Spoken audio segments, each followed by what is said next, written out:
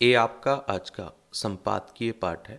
देखिए, संपादकीय पाठ ए आर्टिकल एडिटोरियल आपको प्रारंभिक परीक्षा, मुख्य परीक्षा और इंटरव्यू हर जगह मदद पहुंचाते हैं। यहाँ से एक सामान्य जानकारी भी आप लोगों को मिलती है, तो इन्हें आप लोग जरूर पढ़ा करिएगा। परस्पर हितों की रक्षा से ही बनेगी बात। अभी हाल ही में आपने देखा है कि हमारे प्रधानमंत्री साहब फ्रांस होते हुए अमेरिका गए हुए हैं, तो उसी को लेकर बातें हो रही हैं। प्रधानमंत्री नरेंद्र मोदी फ्रांस में एआई शिखर बैठक की सह अध्यक्षता करने के बाद राष्ट्रपति ट्रंप के आमंत्रण पर अमेरिका जा रहे हैं।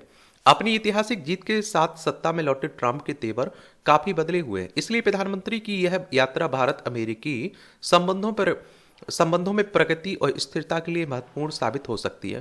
ट्रंप ने सत्ता संभालते ही सबसे पहले उन देशों पर निशाना साधना शुरू किया जहां से बड़ी संख्या में अवैध प्रवासी आ रहे हैं और जिनके साथ व्यापार घाटा हो रहा है, और उन्होंने मैक्सिको और कनाडा पर 25% तथा चीन पर 10% टैरिफ लगाने का ऐलान किया। परंतु चुनाव प्रचार में टैरिफ किंग की संज्ञा देने के बावजूद भारत पर व्यापार टैरिफ की जगह अवैध प्रवासियों के लिए निशाना साधा। अमेरिका में मैक्सिको और अल सल्वाडोर के बाद सबसे बड़ी संख्या में अवैध प्रवासी भारत से ही जाते हैं। अमेरिका में अब भारतीयों की संख्या लगभग 50 लाख हो चली है, और जिनमें से 7 लाख या आप देखिए 25,000 ऐसे हैं जो या तो अवैध डंकी मार्ग से घुसपैठ कर आए हैं या फिर वैध दस्तावेजों के बिना रह रहे हैं। ऐसा भी नहीं है कि भारत से गए अवैध प्रवासियों को अमेरिका ने पहली बार देश से निकाला हो। पिछले वर्ष ही 1,000 से अधिक भारतीयों को निकाला गया था। वर्ष 2018 से 2023 के बीच लगभग 5,500 भारतीयों को निकाला गया है, और जिनमें से 2,300 अकेले 2022 में निकाले गए। हालांकि अभी तक भारतीयों को सेना के विमान में बेड़ियां हथकड़ियां पहनाकर नहीं निकाला गया था। किसी भी देश में अवैध मार्गों से घुसपैठ गंभीर अपराध है। भारत जैसा बड़ा देश न केवल इसका बचाव कर सकता है, न ही इसे बढ़ावा दे सकता है, और इसलिए भारत ने अपने अवैध प्रवासियों को वापस लेने में पूरा सहयोग देने की पेशकश की। परंतु भारत जैसे स्वाभिमान देश को यह भी गवारा नहीं हो सकता कि सहयोग की पेशकश के बावजूद उसके नागरिकों को बेड़ियां हथकड़ियां पहनाकर सैनिक विमानों से भेजा जाए। इसे लेकर भारत में राजनीतिक बवाल होना स्वाभाविक था। संसद में पहले तो विदेश मंत्री एस जयशंकर ने इसे निर्वासन की स्थापित अमेरिकी प्रक्रिया बताकर पल्ला झाड़ने की कोशिश की, मगर बढ़ते आक्रोश पर विदेश सचिव को सफाई देते हुए स्वीकार करना पड़ा कि भारत ने अमेरिकी सरकार के समक्ष अपने नागरिकों के अपमान का मुद्दा उठाया, क्योंकि जब इसी शैली में ब्राजील नागरिकों को वापस भेजा गया था तो ब्राजील सरकार ने भी अपना विरोध दर्ज कराया था। कोलंबिया के राष्ट्रपति गुस्तावो पेत्रो तो इतना नाराज हुए कि अमेरिकी सैनिक विमान के अपनी धरती पर उतरने की को प्रभु सत्ता का अतिक्रमण बताकर विमान को उतरने नहीं दिया था, और बाद में ऊंचे टैरिफ की धमकी से घबराकर अपने नागरिकों को वापस लाने के लिए अपने विमान भेजे थे। मैक्सिको और कनाडा, चीन, कोलंबिया के खिलाफ ट्रंप की आवेश से भरी घोषणाओं के बाद के घटनाक्रम को देखा जाए तो मामूली मोलभाव के बाद ट्रंप ने अपने कदम रोक लिए या फिर वापस ले लिए। ऐसा लगता है वह अमेरिकी राजनीति और विश्व व्यवस्था पर अपनी छाप छोड़ने की जल्दीबाजी में, और इसलिए ध्यान खींचने के लिए सनसनीखेज घोषणाएं करते रहते हैं। मामूली सी रियायत हासिल होने पर भी अपनी जीत बताकर पीछे हटते हैं। कौन? Donald Trump. और इसलिए लगता है कि भारत ने अमेरिका के साथ उत्तरोत्तर प्रगाढ़ होते संबंधों की खातिर संयम से काम लेकर सही किया, और गीदड़ भपकी से डराकर मोलभाव की बाजीगरी के इस खेल की हकीकत अमेरिका के सबसे बड़े व्यापार साझेदार कनाडा, मैक्सिको और चीन समझ चुके हैं।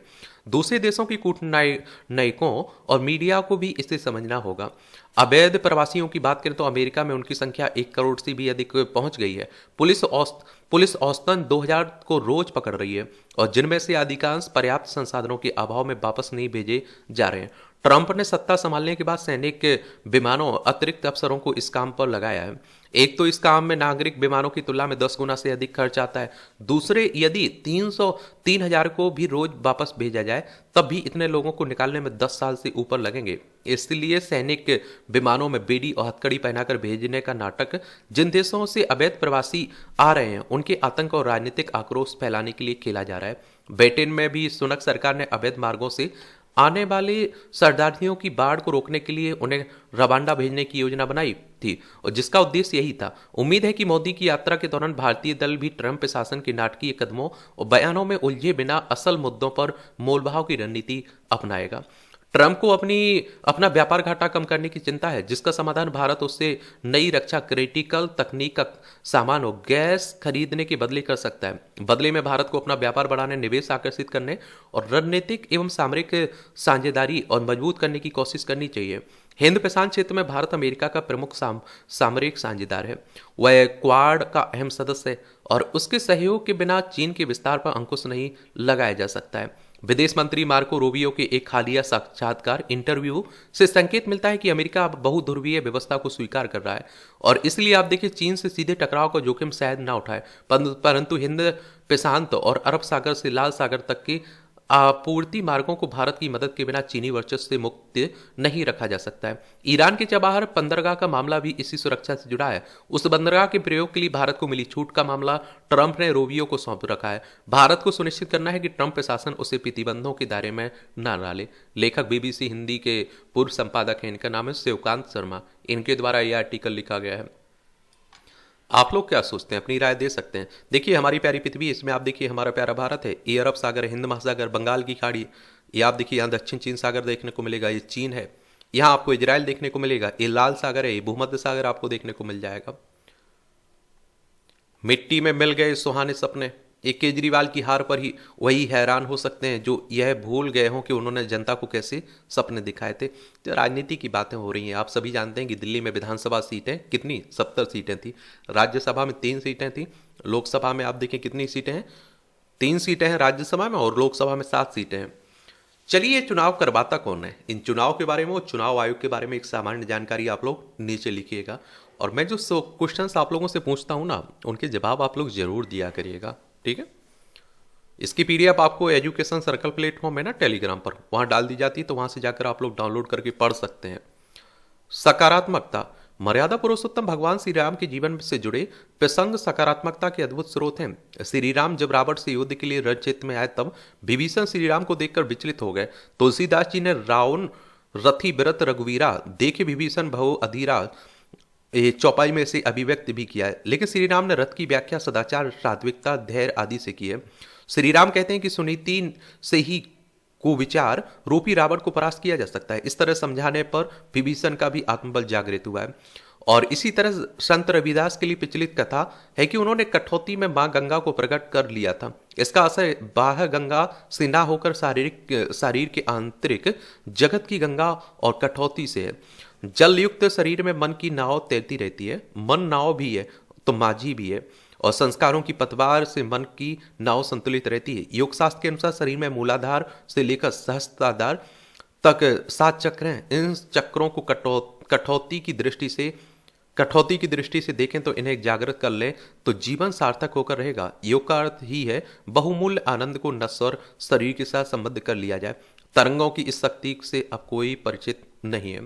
जीवन में सर्वाधिक क्षति नकारात्मक जीवन से होती है। गलत तरीके से भौतिक उपलब्धियां तो अर्जित की जा सकती हैं, किंतु उससे शरीर के रस रसायन में कितनी विकृति आई है इसका आकलन करें तो यह घाटे का सौदा लगेगा।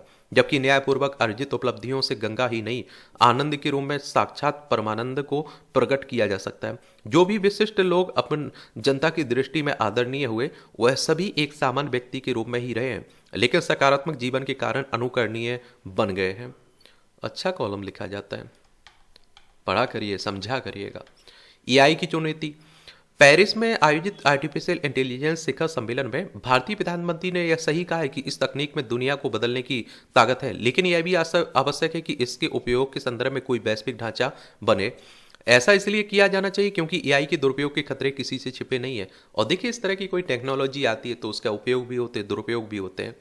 अभी एआई का उपयोग अपने प्रारंभिक चरण में है, आर्टिफिशियल इंटेलिजेंस का, कृत्रिम बुद्धिमत्ता का, लेकिन उससे पैदा होने वाली कई चुनौतियों ने सिर उठा लिया है। यह उन्नत तकनीक बनाने वाली कुछ कंपनियां उसे अपने हिसाब से संचालित करती भी दिख रही हैं और इस तकनीक का मनमाना इस्तेमाल ना होने पाए इसके लिए अंतर्राष्ट्रीय समुदाय को कोई प्रभावी तंत्र इसलिए बनाना होगा क्योंकि अमेरिका की कुछ बड़ी तकनीकी कंपनियों ने सूचना संचार में अपना एकाधिकार स्थापित कर लिया और उनके एकाधिकार और उनकी मनमानी से निपटना विश्व के तमाम देशों के लिए मुश्किल हो रहा है।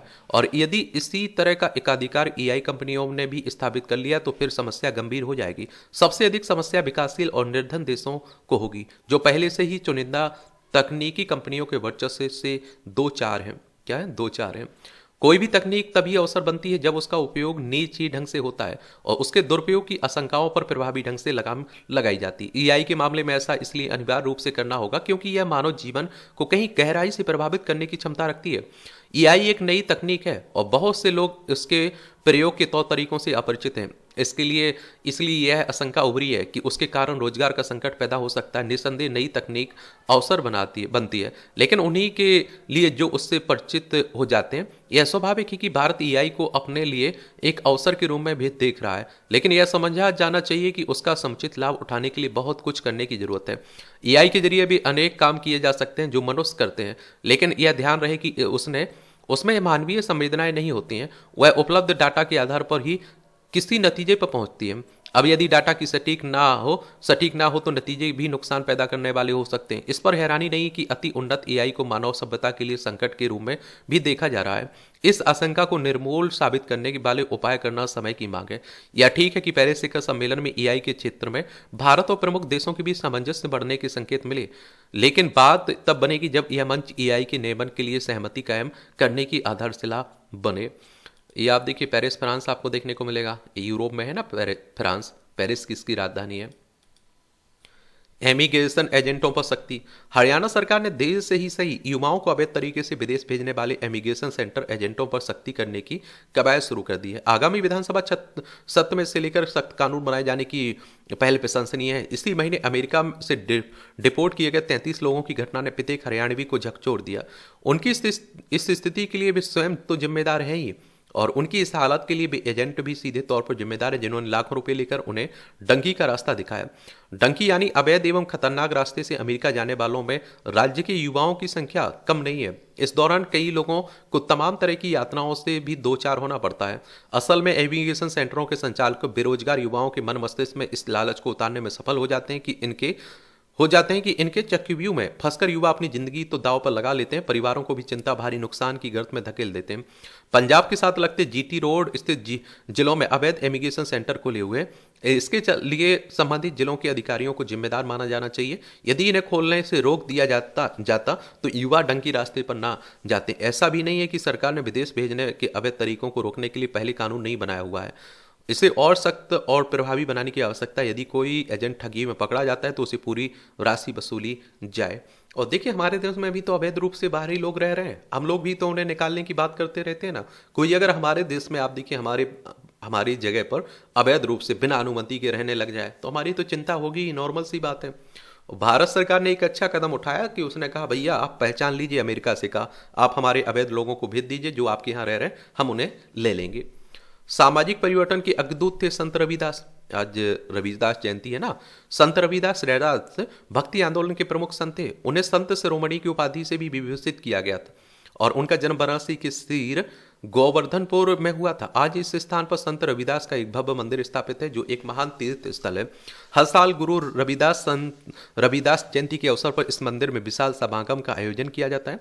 इस अवसर पर पंजाब एवं देश के विभिन्न हिस्सों और विदेशों से हजारों श्रद्धालु आते हैं। ऐसा चाहूं राज्य में जहां मिले सबन को अन्न, छोट बड़ों सब सम बसे, रविदास रहे प्रसन्न की विचारिकी को स्थापित कर समतामूलक समाज का स्वप्न देखने वाले तथा मन चंगा तो कठौती में गंगा संदेश के जरिए आडंबर विहीन समाज का मार्ग दिखाने वाले रविदास का समाज की जाति धर्म के आधार पर होने वाले विभेदों से मुक्त करना चाहते थे। उन्होंने अपनी रचनाओं के माध्यम से सामाजिक भेदभाव और जाति विभेदों को दूर करने की पुरजोर कोशिश की। संत रविदास ने बेगमपुरा की परिकल्पना की जो भेदभाव एवं दुखों से मुक्त शहरों के रूप में साकार होता। वह कबीर और गुरु नानक देव के समकालीन थे। विभिन्न स्रोतों से गुरु रविदास और गुरु नानक के मध्य 3 मुलाकात होने के संकेत मिलते हैं, जबकि कबीर के साथ बनारस में उन्होंने अनेक गोष्ठियां की थी। कबीर गुरु रविदास से बहुत प्रभावित थे। उन्होंने गुरु रविदास को संतों का संत कहा था। रविदास रामानंद के 12 शिष्यों में से एक थे। उनके 40 भजन गुरु ग्रंथ साहिब आदि ग्रंथ में संगे थे। वह निर्गुण ब्रह्मा के उपासक थे। कृष्ण उपासक मीराबाई भी संत रविदास की शिष्या थी। संत रविदास के विचारों को रविदासिया पंथ के लोग भी आगे बढ़ा रहे हैं। भारत ही नहीं, दुनिया भर में संत रविदास के अनेक मठ, आश्रम, मंदिर स्थापित किए गए हैं।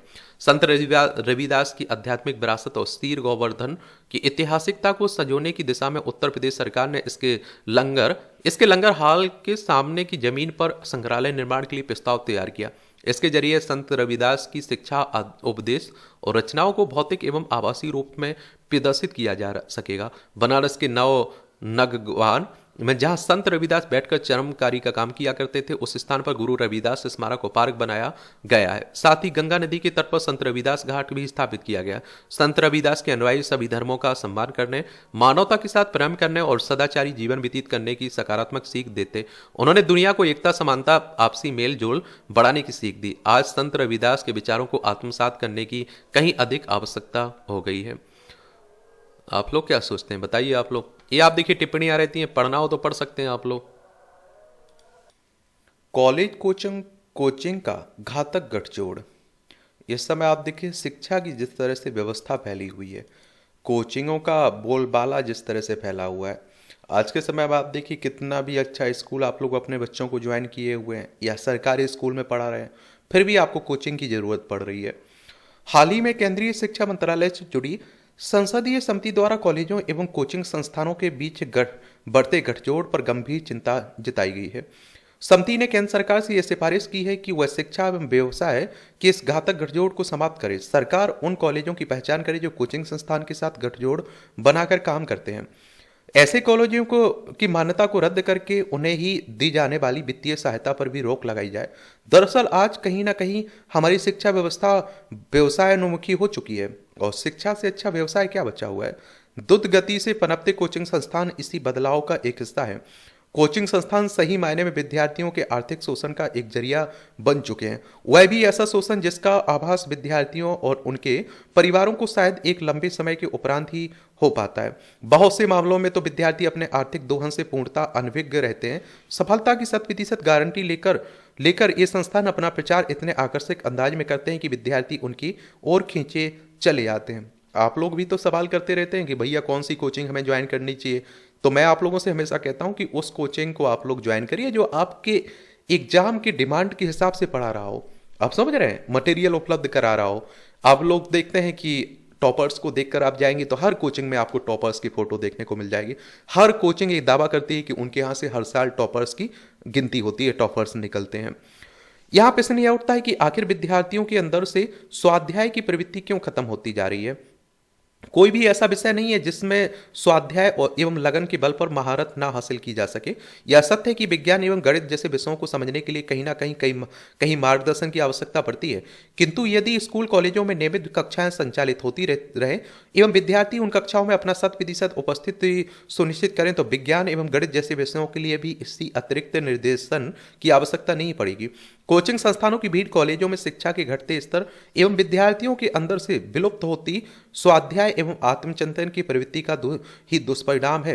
कॉलेजों का कोचिंग संस्थानों के साथ गठबंधन शिक्षा के लिए किसी कैंसर की भांति है और इससे शिक्षा की गुणवत्ता गिरेगी।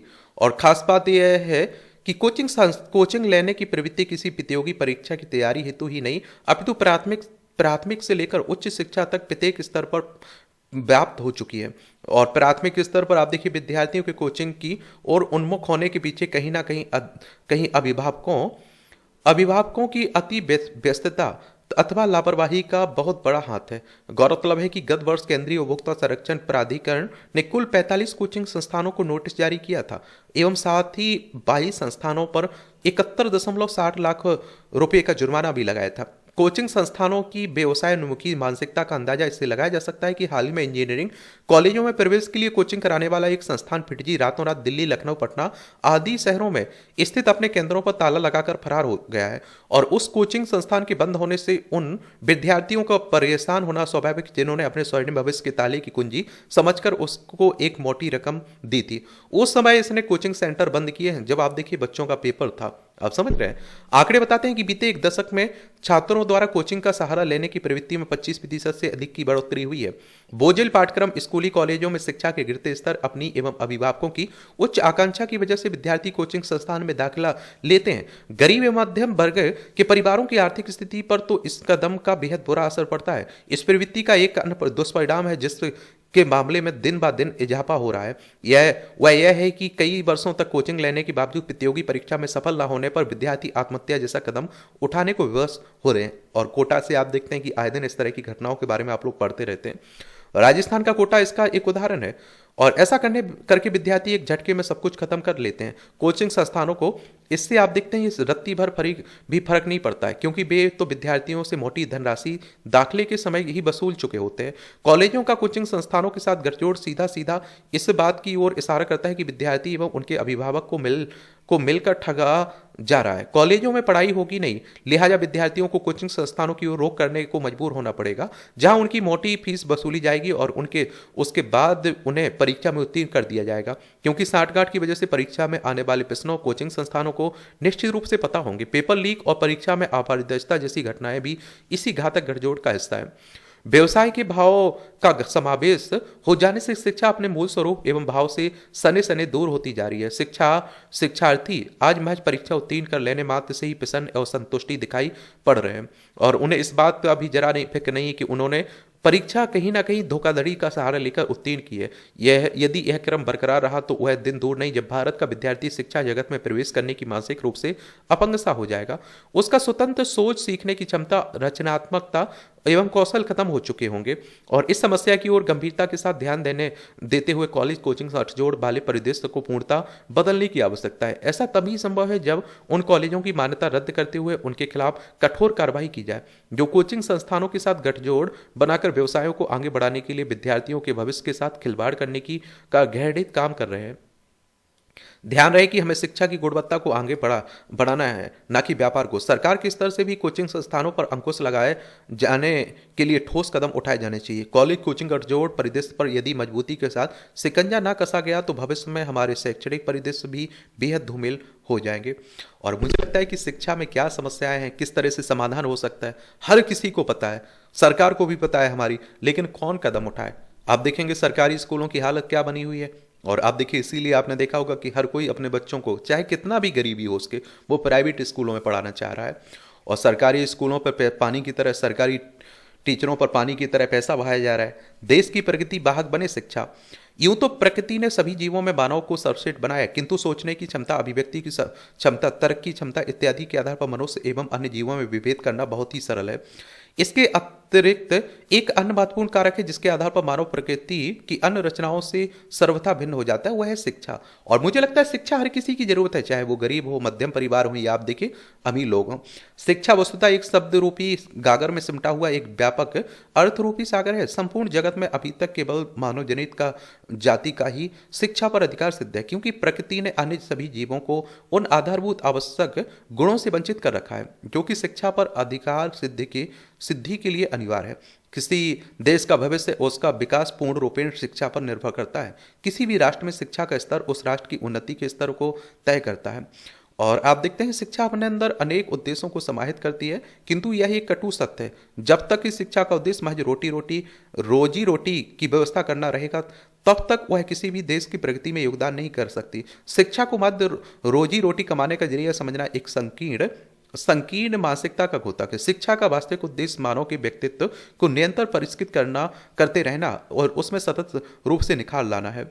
भारत में शिक्षा के प्रत्येक स्तर पर विभिन्न समस्याएं मौजूद हैं। एक प्रमुख समस्या है कि यहाँ प्रत्येक स्तर पर शिक्षा को केवल औपचारिकता और आवश्यकता की दृष्टि से देखा जाता है, न कि कुछ नया अर्जित करने की उत्सुकता की दृष्टि से। आज भी अधिकतम व्यक्तियों का उद्देश्य शिक्षा के विभिन्न चरणों को पूरा करके डिग्री हासिल कर लेना है। निस्संदेह हमारे देश में परिश्रमवादी मानसिकता की कोई कमी नहीं है, किंतु दुर्भाग्य बस हमारे यहाँ शिक्षार्थियों के अंदर शोधपरक एवं नवोन्मेषी दृष्टिकोण का अभाव है। इसका दुष्परिणाम यह होता है कि विद्यार्थी भले ही शिक्षा के प्रत्येक स्तर पर अधिक परिश्रम करे, किंतु फल के रूप में उसे केवल डिग्री ही हासिल हो पाती है।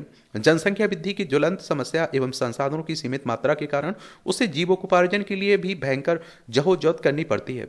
किसी भी विषय के अध्ययन के दौरान विद्यार्थी के मन मस्तिष्क पर उस विषय की आगामी परीक्षा का भूत प्रतिफल सवार रहता है। परीक्षा हेतु स्वयं को तैयार करना, विषय की अध्ययन को पाठ्यक्रम के दायरे में सीमित करना, एन के एन कारण परीक्षा में स्वयं को असफल होने से बचाना इत्यादि विचारों से वह स्वयं को बाहर ही नहीं निकाल पाता। यही कारण है कि किसी विषय के किसी सिद्धांत पर अपने स्वतंत्र सोच को विकसित करने का अवसर उसे नहीं मिल पाता है। नतीजन विज्ञान जैसी संभावनापूर्ण विषयों को भी वह केवल सतही स्तर तक ही समझ पाता है। आज आवश्यक इस बात की है कि शिक्षा की प्राथमिक उच्च स्तर पर तक प्रत्येक विषय के सिद्धांतों और पाठ्यक्रमों को अपने जीवन के विभिन्न क्षेत्रों अपनी दिनचर्या में लागू करने पर जोर दिया जाए। विद्यार्थियों को यह भली भांति सीखना चाहिए कि वे जिस विज्ञान के प्रति केवल परिभाषा एवं सूत्र को रट लेने एवं परीक्षा में हूबहू लिख देने पर भर की धारणा रखते हैं, उसी विज्ञान के सिद्धांतों को अपने व्यवहारिक जीवन में कैसे लागू किया जाए एवं उन सिद्धांतों की सीमाओं से कैसे परिचित हुआ जाए। हमें मात्रा की बजाय गुणवत्ता पर ध्यान केंद्रित करना चाहिए। एक और आपको बात बता दूं, आजकल शिक्षा का उद्देश्य अगर अच्छी इंसान बनने से नहीं है, अच्छी इंसानियत मानवता से नहीं है। आप देखेंगे कि केवल नौकरी मिल गई मतलब शिक्षा का उद्देश्य पूरा हो गया। मैं एक किसी को जानता हूं, आप देखेंगे कि वो टीचर है व्यक्ति, और उसकी शादी हुई तो उसकी दादी है ना, जो उनके पति यानी कि उसके दादा की मौत हो चुकी है, तो आप देखेंगे कि उसे उसकी दादी से क्या कहा गया उसके द्वारा, उसके परिवार के द्वारा, कि आप घर से मत निकलना, आप सुबह से आपकी शक्ल देख लेते हैं वो अशुभ होता है। आप सोचिए उसके माँ बाप जो है ना, वो अपनी सासू माँ के साथ, एक तरह से माँ के साथ इतना बेकार व्यवहार करते हैं कि आप देखिए खाना नहीं देंगे, उसका हाल नहीं पूछा जाएगा। और मैं सोचता हूँ कि ये शिक्षा उस समाज में ये दुनिया का सबसे पढ़ा लिखा इंसान समझ लिया गया, लेकिन उसके संस्कार देखिए, उसके परिवार के संस्कार देखिए, वो व्यक्ति देखिए आप लोग। अब ये शिक्षक है और वो ये सोच रहा है कि भैया इस तरह का भेदभाव कर रहा है, इस तरह के अशुभ सब शुभ में पढ़ रहा है, तो सोच सकते हैं आप लोग क्या स्थिति है। उसने पढ़कर शिक्षा वो परीक्षा तो पास कर ली, लेकिन असली परीक्षा में फेल हो गया। ये आप देखिए किसकी बातें हो रही हैं, चुनाव की बातें हो रही हैं, देख सकते हैं राजनीति की बातें हो रही हैं, अरविंद केजरीवाल हरियाणा की बातें हो रही हैं, दिल्ली की बातें हो रही हैं। तो इस तरह से आप देखेंगे कि जो काम के आर्टिकल हैं उनको भी पढ़ना हो तो पढ़ सकते हैं। उसकी पीडीएफ आपको एजुकेशन सर्कल प्लेटफॉर्म है ना, वहाँ डाल देता हूँ, तो वहाँ से जाकर आप लोग पढ़ लिया करिएगा। इस तरह से आप देखेंगे कि आपके संपादकीय पाठ की कहानी कवर होती है। आप लोग पढ़ते रहिए, एंजॉय करते रहिए। आपका कोई सवाल हो, मेरे लिए सुझाव हो, तो आप लोग बता सकते हैं। धन्यवाद।